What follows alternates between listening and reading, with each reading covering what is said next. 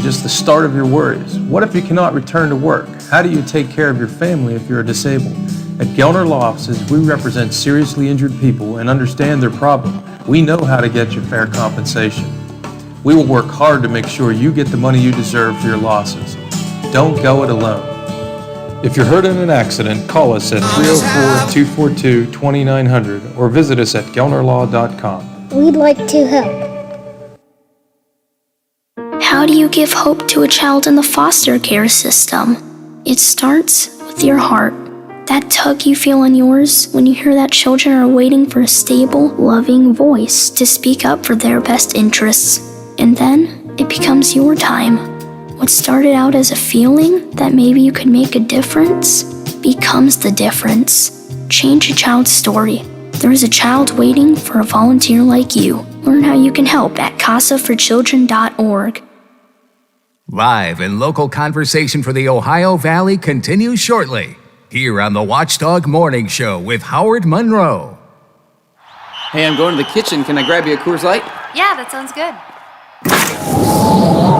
Huh. I never knew there was a zip line in my fridge. Hey, buddy!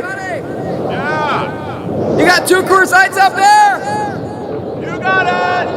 Always brewed down to 34 degrees. With a taste as cold as the Rockies, only Coors Light gives you refreshment every time. Here you go, 2 Coors Lights. Awesome, man. Wow, these are really cold. That's the only way I deliver it. Sure, I mean, you being a mountain climber and all, Yep. you probably need a pretty warm coat in there, huh? Yep. Hey, Ben! Yeah! Ask him if he has any nachos. You got...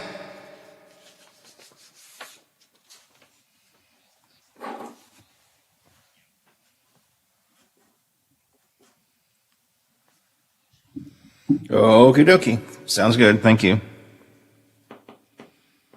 Connection okay? Does she sound okay? Okay, good.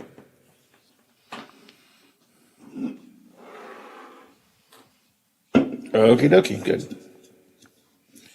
That's the way we like it. Oh. Yeah. We can do anything. That's not just Black history, that's American history. Does your dog need groomed or walked? Are you looking for a pet sitter or dog boarding options? If so, call Dirty Paws, Wheeling's newest pet care service, providing the Ohio Valley with everyone's pet care needs. Check us out on Facebook at Dirty Paws WHG or call 304-639-7754. The possibility of lung cancer can be pretty scary, especially if you're one of approximately 8 million current or former smokers at high risk. That's why SaveByTheScan.org wants you to know that now there's a breakthrough low-dose CT scan that can detect lung cancer early, and it only takes 60 seconds. You stop smoking, now start screening. For an easy quiz to see if you're eligible, visit SaveByTheScan.org. It could save your life. SaveByTheScan.org is brought to you by the American Lung Association's Lung Force Initiative and the Ad Council. For all of your IT needs, visit OmniPerforms.com. Omni Strategic Technologies, the only IT company that the Watchdog trusts. Quaker Steak and Lube at the Highlands is the perfect place to relax after a long day. Happy hour from 3 to 6 Monday through Friday. Get $2 off appetizers, $3 off domestic drafts, and house wine specials. Quaker Steak and Lube, voted Best Wings USA. Quaker Steak and Lube at the Highlands with another steal of a deal. Get a steak burger and fries all day Monday for only $8.99. It's also Military Mondays. The Lube will take 25% off for all veterans, active duty military, and first responders. Quaker Steak and Lube, voted Best Wings USA. Now, during the Jim Robinson Ford Lincoln Toyota Pre-Owned Super Sale, select from over 80 vehicles in stock starting under $5,000. Most are local trades, many with one owner. Hurry to Jim Robinson at the Highlands, home of lifetime powertrain protection. Now, during the Jim Robinson Ford Lincoln Toyota Pre-Owned Super Sale, select from over 80 vehicles in stock starting under $5,000. Most are local trades, many with one owner. Hurry to Jim Robinson at the Highlands, home of lifetime powertrain protection. Over the years, you've brought opioids into your home. They helped when you were in pain, and you held on to them just in case. But holding on to opioids puts your family at risk. Learn more at www.fda.gov/drug disposal. Hello, everyone. From the Watchdog, I'm Darnell Foster with a look at your local weather forecast for your Thursday. Mostly cloudy skies, a daytime high of 32. Another cold, mostly cloudy overnight with temperatures down to about 20 degrees. Mostly cloudy for your Friday with highs in the lower 30s. Have yourself a great day, everyone. From the Watchdog, I'm Darnell Foster. The views and opinions expressed on the following program are not necessarily those of this station or its sponsors. Hey, you look like you could use a friend. Actually, yes. I don't have any friends. Do you want to be my friend? Do you want to be my friend? Why, yes, as a matter of fact, I do. Will you be my friend? As a matter of fact, yes. Why is that? Today is National Make a Friend Day. What are you gonna do? I'm gonna make some friends. Will you be my friend? The new friendship. Okay, my friends, it's showtime. News, information, conversation, controversy, and fun. This is the Watchdog Morning Show with Howard Monroe. Yeah, it's National Friends Day. I can tell you, my friends list is getting smaller and smaller. And I'm not talking about Facebook friends. I'm talking about real friends. You know, sitting here at home during being the COVID hermit that I am in this pandemic, your little circle shrinks. You know, it's just a few left. Only a few left. I'm trying to think when the last new friend I made was. Might have been Biff, for God's sake.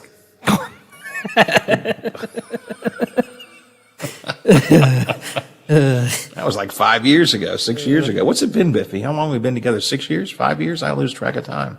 I think it's been longer than that. I think it has been too. I think it's been about 8. Jeez, Louise. That was the last friend I made.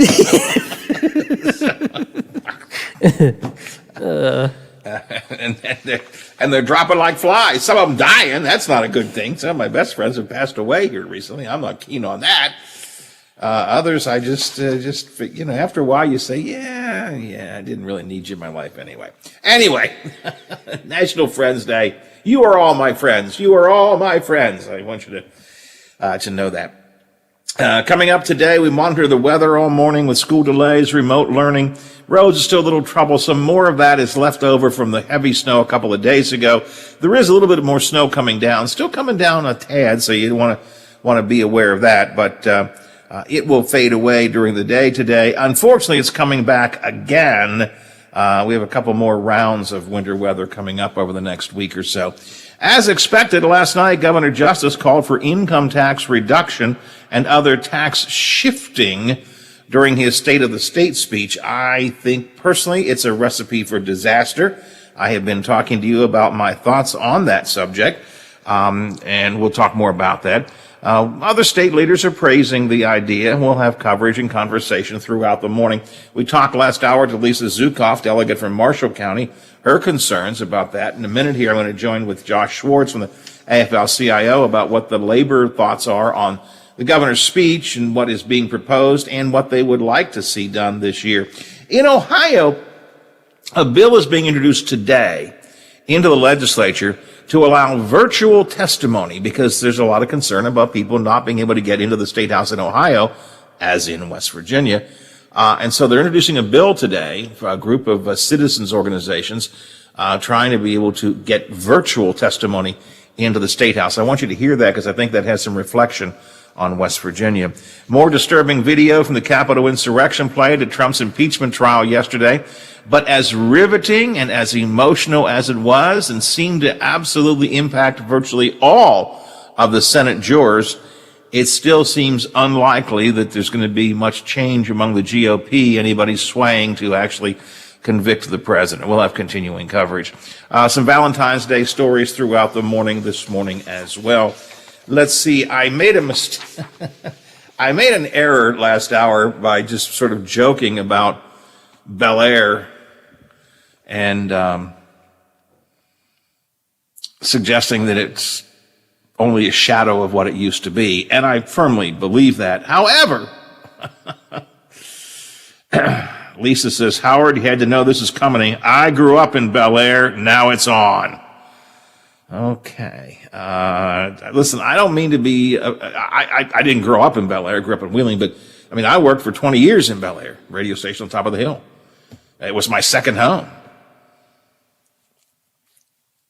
In fact, I remember one evening the officers of the law stopped me, and the cop said, "Howard, we consider you a hometown boy." It's okay. That's good. Thank you. Thank you. I'm glad I'm a hometown boy. So I mean, I love Bel Air, but boy, has just gone downhill. I didn't mean to be offensive to Bel Airians. It's just a reality.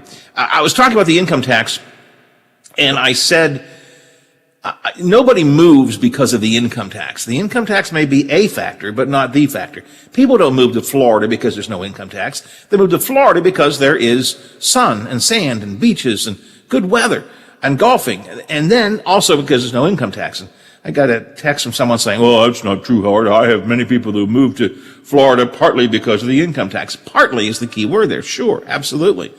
There are 7 states without income taxes. One of them is Alaska. I said, would the same people who moved to Florida want to move to Alaska just because of the income tax? And I think the answer probably is for the vast majority, no. But off the text line, Howard, Alaska used to pay the residents every year from oil money. That is certainly true. That was something that was done. Let's see, real quick before I get to Josh. Howard, you said West Bel Air, nice houses. Maybe you meant houseboats. Wouldn't West Bel Air be in the river? No, it was called West Bel Air, but it wasn't actually in the river. No. Jeez. Let's see here. Text line 304-214-1600. Another one. Howard, you knew this was coming. I grew up in Bel Air. Now it's on between you and me. Okay. Mr. Monroe, on a lighter note, what do you think about them trying to remake The Wizard of Oz? I saw a headline about that. I don't know what they're going to do with it. Biffy, my thoughts, I hate the idea of remaking any kind of a classic movie. So just don't think they should do that. But I don't know what they're doing with The Wizard of Oz. Leave them alone. I saw the headline. I know they're doing it. Leave them alone. Just leave it alone. Leave it alone. They talked once upon a time about remaking Casablanca. For God's sake, the greatest movie of all time. Why would you remake it? Anyway, enough of that. And I apologize to Josh Swartz for keeping him waiting, but I want to get some of that stuff out of the way. Josh is the head of the AFL-CIO here in West Virginia. I wanted him to come on today to talk to us about, what labor's issues are coming up in this session. Josh, good morning, sir. Good morning, Howard. What? Any thoughts on the governor's speech last night? Let's start off with that. Well, we're still trying to figure out what he said in a lot of ways. But I honestly, Howard, I knew I was. There were several times, and I said to my wife, "What is he saying?" I mean, literally. I hear what you're saying. We were hoping to tweet throughout the address, to keep our members and affiliates apprised as to what he was saying, and we didn't send the first tweet. We were still, trying to figure that out. But he's got. I thought about you when he was talking about the elimination of personal income taxes. By the way, I'm not blatantly opposed to eliminating personal income taxes. If he had said, we ought to eliminate personal income tax and, shift that burden to where it should be, in a lot of cases, out-of-state landowners and corporations, that would be something that I could probably buy into. But I don't think he didn't mention reaching out to out-of-state landowners and corporations to pick up the burden there. He mentioned shifting it around. And I thought about you, Howard. I thought about your listeners when he talked about increasing the sales tax. And I thought about the impact that would have in the Northern Panhandle and the small businesses and other employers there. You increase the sales tax. Doesn't take much for somebody to hop in the car and drive across, one state line or another in your area. And it's going to have, if they would do that, by the way, Robert Carnes and Ryan Weld and others tried to do it a few years ago. Eliminate, to some degree, the income tax and jack up sales taxes. Fortunately, it didn't go anywhere, and our small businesses are better off for it. But here comes the proposal again. And like you, I think this particular proposal has lots of issues. We still have to see the specifics but it appears that there are some real holes.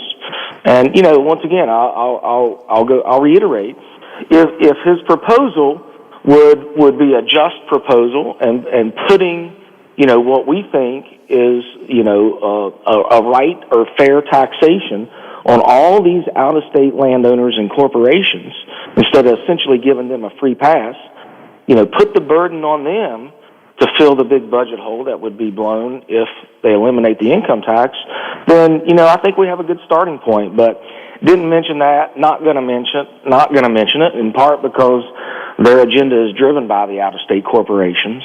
So we're going to keep a really close eye on it, and we're going to communicate with our members and the citizens of West Virginia as to what this proposal will really do as this thing moves along. So we'll see.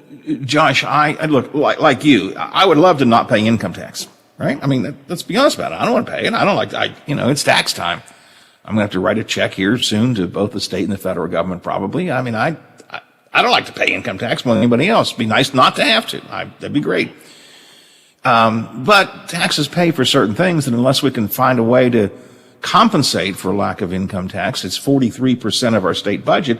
If we can't compensate for that somehow, it doesn't make sense. But the bigger issue to me, Josh, is the premise, I think, is wrong. The premise that if we reduce the income tax, hundreds of thousands of people will come flocking into the state. And I just don't believe that. In fact, he used that specifically last night as an example for panhandle community, or for border communities like ours.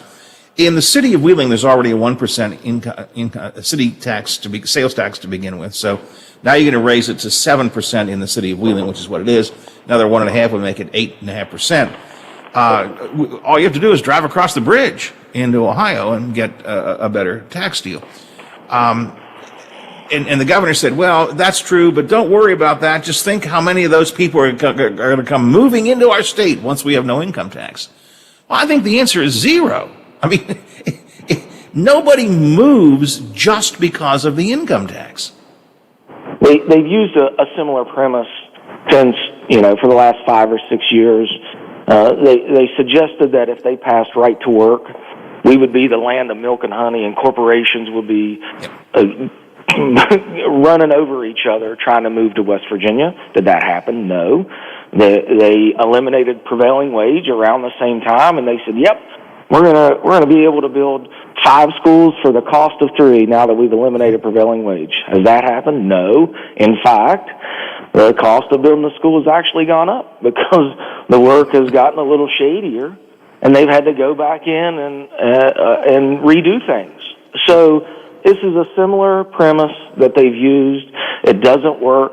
It's disgusting that they essentially lie to the citizens of West Virginia to try to get something they want. And, that's the problem with politics, and I think it's the reason that a lot of people are so turned off is because we're just not... Look, just tell us the truth. Just be honest with us. Be straightforward. Don't spin it so that, you try to get somebody to support the position that you want. Just tell us the truth and let us make... we're an informed electorate to some degree. So if you give us the truth, let us make, decisions based on good information, not skewed or outright lies related to, what you want your end game to be. I don't like the kind of tax shifting that the governor seemed to be indicating last night. Again, we're going to have to wait until the details of a bill come out, but as you point out, but we got a good outline of what he has in mind. I don't like that. But let's for a moment say we accept the kind of tax shifting he's talking about. He still is talking about some cuts and no increases in our state budget. No increases in the budget means a decrease in actual spending power simply because of inflation and so on. So it means that services that will benefit the public, whether it be teachers' salaries or correction officers' salaries, or whether it be road work and so on, will probably have to suffer in order to make this change, because you can't keep the budget stable and do anything new. So I'm as concerned about that as I am about the tax shifting, is that we're not going to be able to do the things that need to be done. I have a line that I use all the time, Josh, which is government is supposed to do things for the people. Yeah, you're exactly right. Let's be real honest. Even if they pass a bill, they're not going to totally offset the reduction in the income tax with an increase in taxes elsewhere. So services will be cut. The two biggest pieces of the pie when it comes to state government funding is education, and then our programs through DHHR, which provide, vital services to 500,000 people or more in our state. People will feel an impact from it without question. On top of that, you've got, proposals out there now to take even more money out of the school system, ship them to out-of-state corporations. Shocker, that seems to be a common theme here. But in the end, our kids are going to suffer. I'm really concerned about the direction of our state. I think the end result of this legislative session is going to be more harmful than anything we've seen ever. I really believe that. It may not happen overnight, but in time, some of the cuts or some of the things they want to do, I mean, you're familiar with what happened in Kansas not that long ago. Well, they claim the same thing, right? We're going to eliminate the income tax. Guess what? Everybody's going to move here. Didn't happen. Did not happen, and it caused some real problems, and they still have problems as a result of it, and that's been over 10 years ago now. I'm really concerned, and that's just a drop in the bucket. I mean, some of this other stuff they're talking about doing, eliminating or making major changes to occupational licensing, which, one day I'm going to wake up, never had the first day of training as it relates to electricity. I'm going to declare I'm going to be an electrician. So the next day I'm going to be something else. It drives the quality and the standards. And the scariest part about it is the risk to the public at large. When things like this change and you don't require the amount of training and the amount of knowledge that one should have to work in certain areas. And then the other thing that it does is it drives wages down. I mean, that's the other constant theme. They want to, for some reason, drive wages down in West Virginia. It's the biggest head scratcher to me, because really, if you want a fruitful economy, you got to uplift the middle class, because that's what drives the economy on Main Street. And their philosophy is to drive wages down, I guess, to help their out-of-state corporate buddies. I don't know, get rich, but we suffer as a result of it. I'm very concerned, like you, about a lot of things that we're going to see this session. I've often said, I think you and I have even talked about in the past, Josh, the real economic development occurs when the middle class has money in their pocket. That's what creates economic activity. Money in the pocket of the middle class citizens. And the more we take out of their pockets, the less economic activity we're going to have.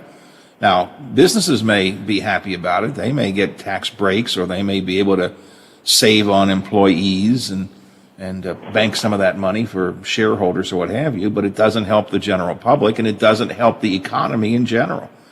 And that's where we're headed. By the way, I agree with you, and I said this a few weeks ago. If all of the things that I'm hearing from the Republican leadership, Senate in particular, but the Republican leadership on both bodies, come to pass, I think this will be the most disastrous legislative session we've ever seen. And it's hard for us to go further down because we're already so far down in many categories. But this will push West Virginia down to the absolute bottom of the barrel. Can you be a -4, on the scale of states? Because I think this will be an absolute disaster. I think we're going to find out, Howard, and not only that. Not only is it the issues and the priorities that they want to tackle, they're doing it in the dark of night. They're not letting anybody in up at the Capitol except by quote appointment. Well, I think I know who that is. Those are the buddies of the fat cats in charge down there. But normally day 2 of the legislature, I'd have my suit on, be up at the Capitol. Right now, I'm sitting in my office in blue jeans because they won't let us in. The other thing, believe it or not, the House has the capability to live stream video anything that happens in the chamber, and they'll continue to do that during the regular session, as I understand it. But because of COVID, they're going to have the majority of their committee meetings in that chamber. The cameras and the video availability is already there. They're not going to turn the cameras on for committee meetings. All they would have to do is literally flip a switch, and everybody who wanted to watch could watch a video of what's happening during that committee meeting. They're refusing to flip that switch. Now, you may be able to listen to the audio, but you cannot watch it. I mean, and it just, we've known... And just a quick, anybody try to listen to audio of a committee hearing and see if you can figure out what's going on. I mean, unless you're really, really in tune with what's happening. You have no clue. You don't have any idea who's talking, whether it's an attorney, whether it's, a lawmaker or the chair of the committee. You don't have a clue. You really need the visual to put, the whole package together. But clearly, they want to do this in the dark of night because they don't think people are going to truly understand what they're trying to do. I think it's sad. Look, COVID's been here for a year. We knew this legislative session was going to look different than any other. We've had billions of dollars flow in from the federal government to the state of West Virginia. How about taking a couple $1,000s and put a couple cameras up and flip the switch so that the citizens of West Virginia can watch what you're doing? I mean, there's only one reason you're not flipping the switch, and the reason is you don't want people to see what you're doing. How embarrassing is that? It's sad, and I think it's an indicator of how bad this session's going to be. And Josh, combine that with another thing that concerns me a lot. Roger Henshaw, in particular, has said, and his argument is to some extent understandable. He says that, who knows when COVID will rear its ugly head again. Maybe we'd have to suspend the session at some point. So he wants to push all of the key bills through as quickly as he can right here at the beginning of the session. Now, I get that. I mean, I understand the reasoning, and sometimes I think we dawdle on bills too long and wait till the very end. But my fear is that haste makes bad legislation, that these bills will be introduced. Just for example, today, in the House, the Education Committee is already taking up charter schools and vouchers today. And as far as I know, it's a single referenced bill, so they'll deal with it today and have it out in a day, and it could be passed, who knows how quickly. That's not adequate time. Forget not allowing people to be there or even see. That's not adequate time to ask questions, to bring in experts, to get research, and to know what you're talking about. But that's what's going to happen because they want to move things along quickly. Yeah, exactly. And by the way, one of the reasons they want to do this early and quickly on that charter school bill, when they passed the first charter school bill, they put in there that the local school board, which is elected by the citizens of every county in all 55 counties, there was a requirement that the local school board had to sign off on the charter school before it was approved. Well, guess what they're going to do? They're going to remove that local authorizing requirement from the county school board. And the irony behind it is a lot of these folks that are down there serving have campaigned on less government, more local control. Less government, more local control. Well, first bill they're going to run. What are they going to do? They're going to remove the local control right from the legislation. There's another thing that you're going to see in a lot of different bills, and it's preemption. They're gonna do some things like, let's use occupational licensing, for example, and prevailing wage. If a county commission, needs to build a new courthouse, they're going to pass a bill that preempts cities and counties from making that decision to pay prevailing wage to build that courthouse. Once again, these are the same folks that are out there campaigning on less government, more local control. They're going to pass a bunch of bills up here that do just the opposite. That's the kind of stuff they're doing. And they're doing it this way because they don't want people to call them out on it. And we're going to do that. We're going to be loud about it. I mean, as loud as we can. We can't be up there because they're not letting us in. But we're going to do it by all of our means possible because people need to understand this, and they will. But unfortunately, I think the damage will be done, and we'll have a big old hole to climb out of. Well, let's talk about that. What can you do, the AFL-CIO do? Try this again. What can the AFL-CIO do? What can labor in general do? What can Democratic opposition to this GOP supermajority do? Truth of the matter is, they've got the numbers. They've isolated themselves inside a closed Capitol. What do you do? I mean, how do you how do you personally and your group, how do you have an impact? What do you do this time? It is very difficult, but there are a couple of things that you can do. One third of the 100 delegates in the House are new members, and I think this is the big reason why they're keeping us out. Because we've got a really good team, smart people who know their issues better than anyone else, who get up there every year and talk to people. Well, we're able to convince people on both sides of the aisle that some of the things they want to do is not good for us. They're blocking us out because they don't want us anywhere near those 30-some new delegates up there educating them. But having said all that, these folks have not been browbeat in caucus yet, if you know what I mean. I mean, they might have, a situation where they need help paying for a bridge back home, and, the leadership of the legislature might help them, but only if they support these 3 or 5 bills that they want them to run. That's the kind of stuff that goes on, whether people want to admit it or not. So it makes it really difficult, us not being up there. There's no question about it. We'll have to rely on our membership in all the districts to communicate and try to educate the newly elected delegates and also those that have been there a while. But the truth be told, they can do pretty much whatever they want. They've got a supermajority. It's going to be really difficult for us to stop them. What we have to do is lay the foundation and educate folks on what they're doing so that, this time next year, believe it or not, it's just a year away, when campaign, at least primary campaign season kicks off, people know who supports working families and those who don't support working families, and then we have to vote that way. That's the key. There's only one way to really undo this, and that is to start electing more legislators that support working families. And I'm not talking about the ones that go claim they support working families. I'm talking about the ones that go down there and vote right, because we don't have enough of them voting to support working families. They're more interested in supporting the out-of-state corporations and others instead of working families. And we hope that, we'll be effective in communicating that message and educating the public so that when 2022 comes around, we'll be able to elect a lot more worker-friendly folks to the legislature.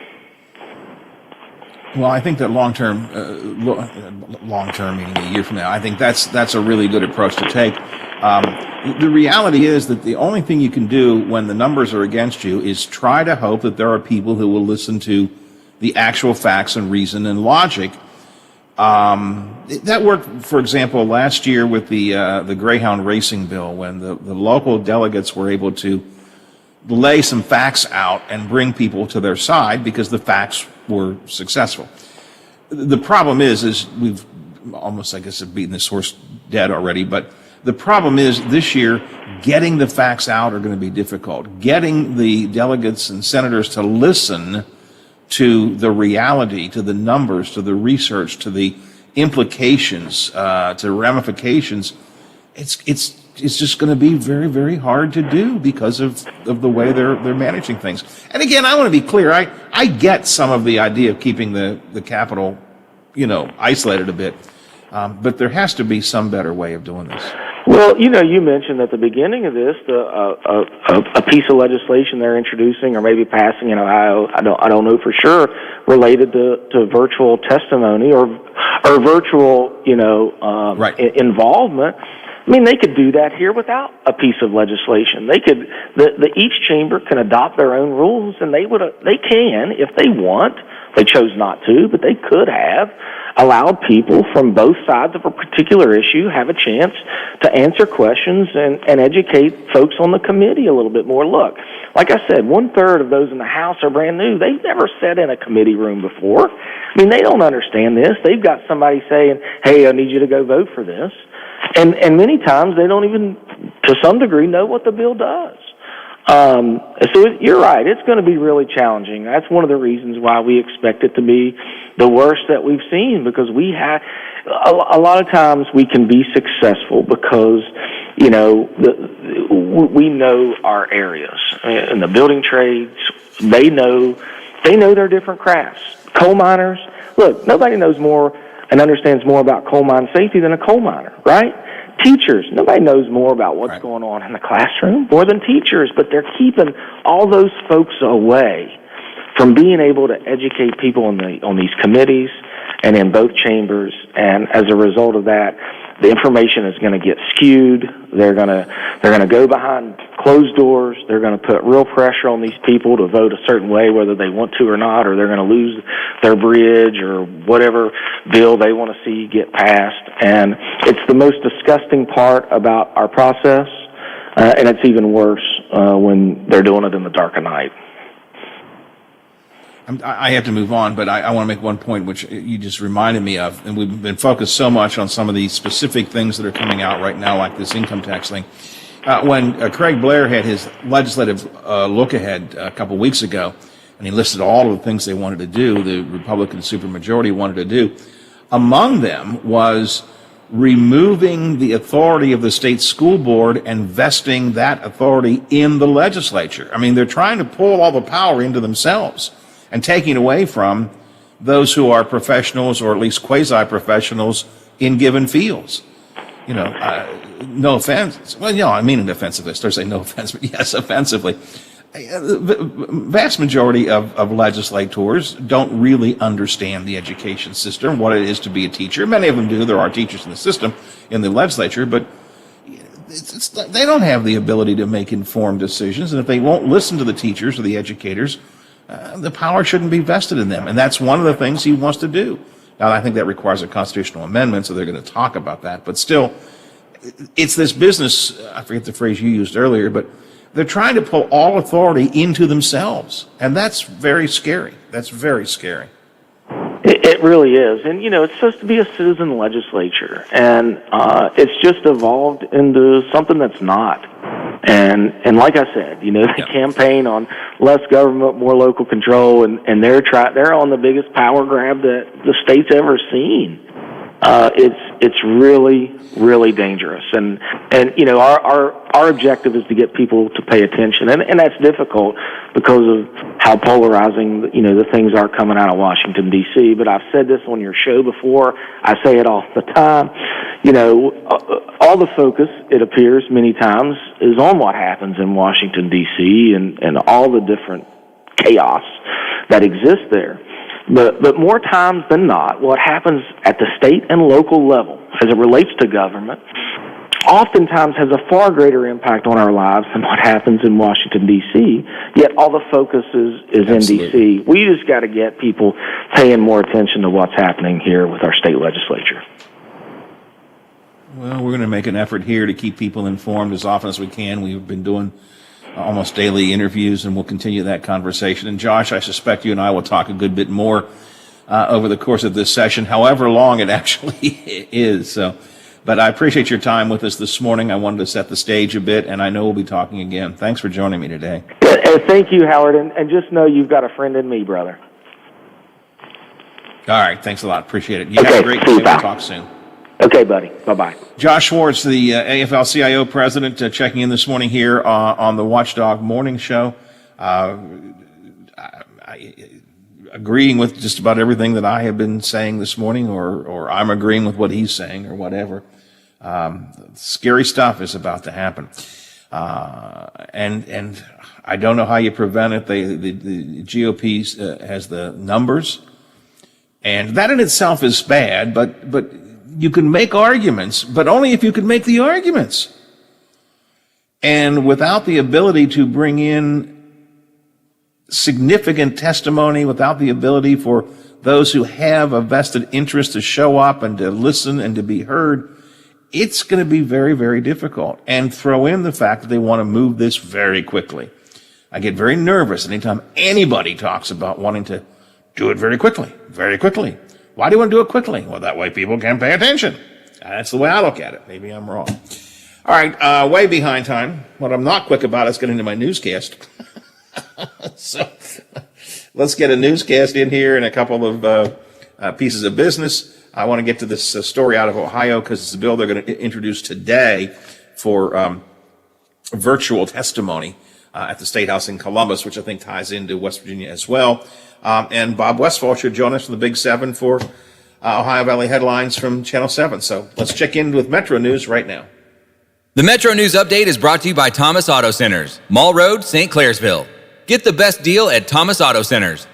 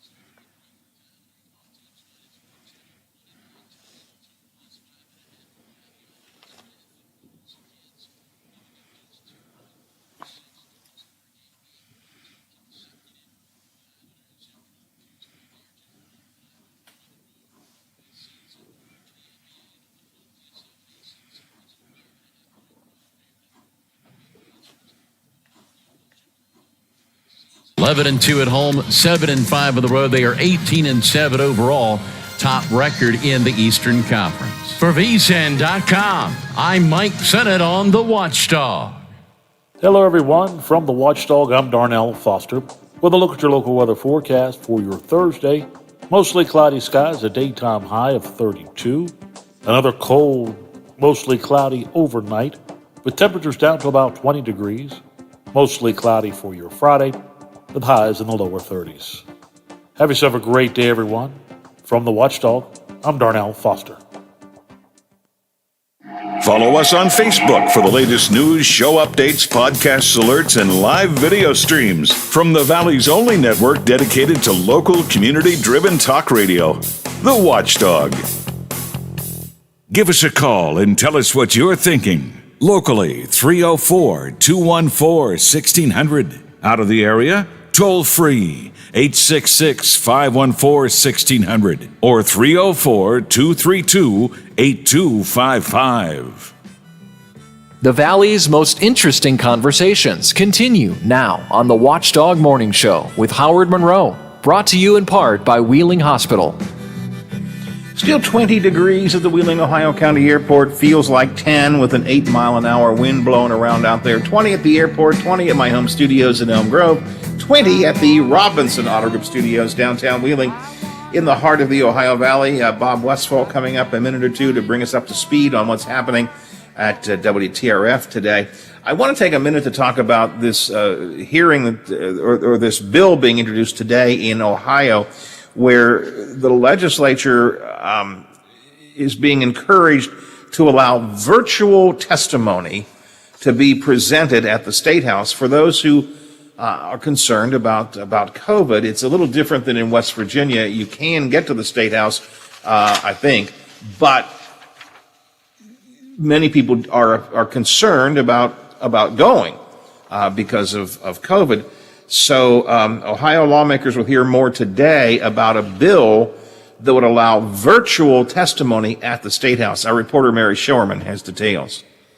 Ohio lawmakers will hear more today about a bill that would allow virtual testimony.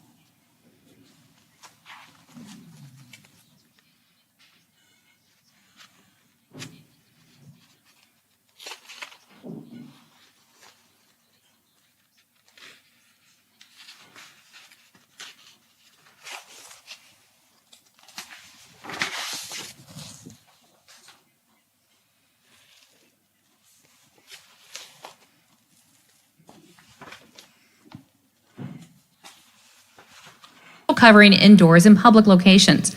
However, the General Assembly is a separate branch of government and is exempt from the governor's order. This is Mary Sherman, Ohio News Connection. This story was produced in association with media and the public interest and funded in part by the George Gunn Foundation. So that's something that I think applies probably to both states. It's being introduced into Ohio today, but virtual testimony of some kind ought to be allowed. I think should be allowed into West Virginia as well. Biffy, you may remember it's been not quite a year ago, but a little less than a year ago. Senator Ehlenfeld and I talked about this very thing. At the beginning of COVID, we talked before the last session was even over, or maybe right after it was over and before summertime came. Senator Ehlenfeld and I discussed how can the legislature accommodate for COVID concerns. And I mean, between the two of us, we came up with some, pretty good ideas about virtual testimony, virtual voting, even if it was necessary and so on, to try to allow a semblance of normalcy to continue in the legislature. And here we are a year later, and they're sort of scrambling to put policies into place. So it's kind of, again, we talked about literally a year ago. 7 before the hour here on the Watchdog Morning Show. By the way, if you're a fan of McCabe and Monroe fighting each other, well, we don't always fight with each other. Do we, Biff? Sometimes we do, I guess. Okay. If you're a fan of McCabe and Monroe fighting each other, the At Issue program should return this week. John and I are planning to tape an edition of At Issue for West Liberty University Television, the topper station, today. And hopefully it'll be up online in a day or two. So we'll review the news of the week. In this week's show, we'll talk about, among other things, of course, the legislative session coming up, the governor's State of the State speech last night, some issues still pending around Ohio County administrator, or at least I guess former administrator, Greg Stewart, this new contract he has to run the Highlands. There's still some issues kicking around on that. John and I will talk about that and some of the other issues in the city of Wheeling. So At Issue returns after a long hiatus. I don't think we've done one this entire calendar year. I think I went in the hospital in early December, and I think that was probably the end of the last time we did an At Issue program. But after I made a big deal about it with Dr. Evans, the new president of West Liberty this week, and taught him what a great show it is and how wonderful he'll enjoy these two hosts and so on, I thought, maybe we should actually do a show, So yeah. So we're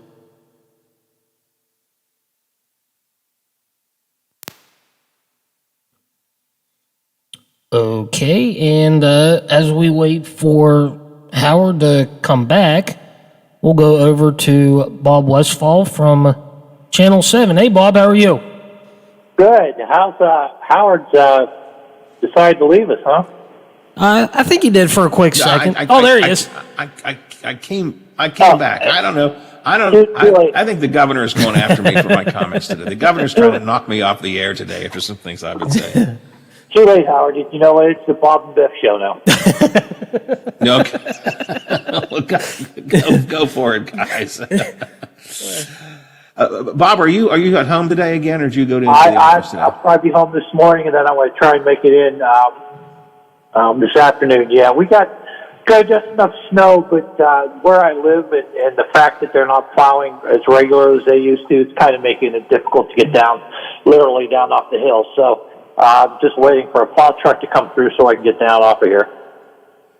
And there's still a lot of, part of the problem is there's so much leftover snow from the couple days ago when we had that heavy snow that it's compounding the problem. Well, what are you working on today at the Big 7? All right, a couple things we're working on too. This is we're going to kind of localize a national story. Saw this the other day.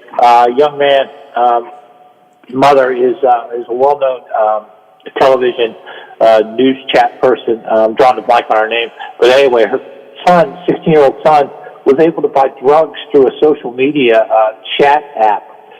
We're going to talk to someone with the U.S. Attorney's office about things like this. And the kid bought it, and it was later found by his parents. He had OD'd on this drug because it was laced with fentanyl. So we're going to talk to somebody. Yeah, I mean, who knew that? I mean, I guess kids know everything now, but anyway, we're going to talk to the U.S. Attorney's office about how prevalent this is. What do parents need to know to stop this from happening? So that's something Caroline's working on today. We're going to talk to a gentleman from the U.S. Attorney's office about that story. So that's it's not just going out. It's not just going out on a dirty, dark street corner anymore. No. They come right into your home on chat services. Right into your house, yeah, absolutely. So we're going to talk to U.S. Attorney's Office of that. Ironically, also, we're going to be talking to Bill Powell with the U.S. Attorney for the Northern District here in West Virginia, who has announced his resignation. We're going to find out what's next for him. He served 4 years. He came in with the Trump administration. He has tendered his resignation, and he is moving on.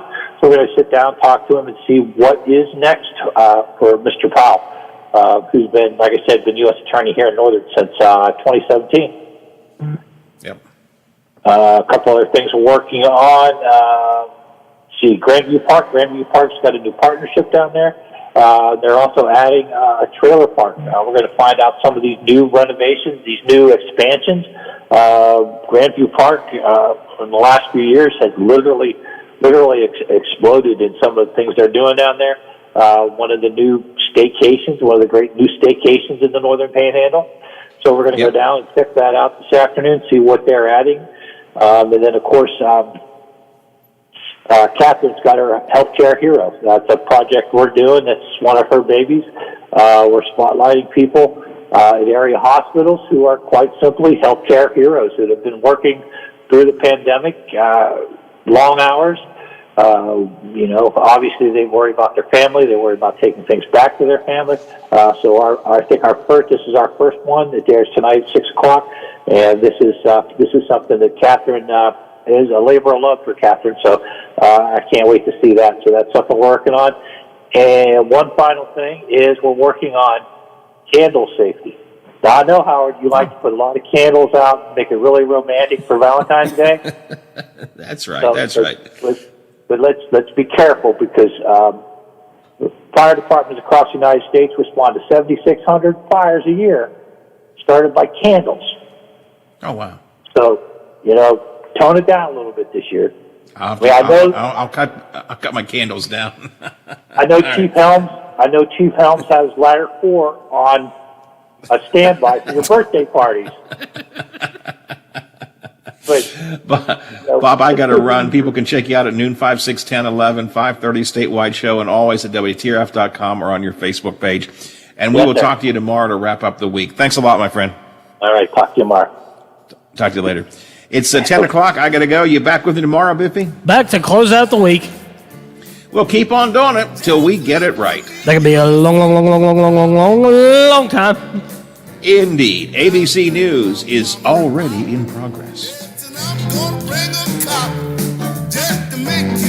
The Watchdog is FM 98.1, AM 1600 WKKX Wheeling, FM 97.7, AM 1370 WVLY Moundsville. The ABC News is brought to you by Thomas Auto Centers, Mall Road, St. Clairsville. Get the best deal at Thomas Auto Centers. So states like New York and... I kept cutting out there at the end. It's a good thing the show's over. Yeah, I think it cut out once during Josh, I think, and then there at the end. So, but you guys could have, if I couldn't have reconnected, you guys could have handled it. All right. What have I got tomorrow? McCabe? Is that it? I don't know. I'll get somebody from the legislature again, and who knows what else? Maybe Flu again. He's always good. We'll see. All right. Everything okay up there? Okay. You okay with our meeting yesterday? You feel like you said what you wanted to say? Okay. Just want to make sure that you keep things flowing. I don't want you to get frustrated. Okay. If you have anything that needs to be done or something that you're pissed off about, be sure and let me know so we can try and cut them off at the pass, because I don't want to have a frustrated Biffy. You would cause me difficulty. Okay. All right, good. All right, I'll be around today if you need me. Going to tape a Zoom edition of That Issue, and I was preemptive last night. I was very smart, proactive. We were out picking up Teddy, and I said, you know what? Tomorrow's going to be a snow morning. Why don't I buy my sausage, gravy, and biscuits now, and I'll have them to heat up in the morning? So it is. I thought so too. So Teddy kept saying, I want to go home. I said, we're going to go home first, but Granddaddy's getting breakfast for tomorrow. So I'm going to go have some sausage, gravy, and biscuits next. All right. If you need me, I'm around. Just give me a call. All right. Thanks a lot, Biff. Appreciate it. All right. Bye. Companies they claim have been selling counterfeit Ferragamo products like high-end belts on Amazon as third-party sellers. The defendants are in China. The products allegedly looked real, the same buckle and with the Ferragamo logo. In June of last year, Amazon launched a counterfeit crimes unit that tracks and goes after those who are selling fake goods. Amazon saying recently it has filed a series of lawsuits against counterfeiters selling on the site. Alex Stone, ABC News. It's Infrastructure Day at the White House. ABC's Karen Travers is in Washington. Before they need to be on the Senate floor for the noon start of the impeachment trial, senators from both parties will be at the White House this morning to talk infrastructure with President Biden. It's an issue the president's looking to turn his attention to after passing a massive COVID-19 relief bill.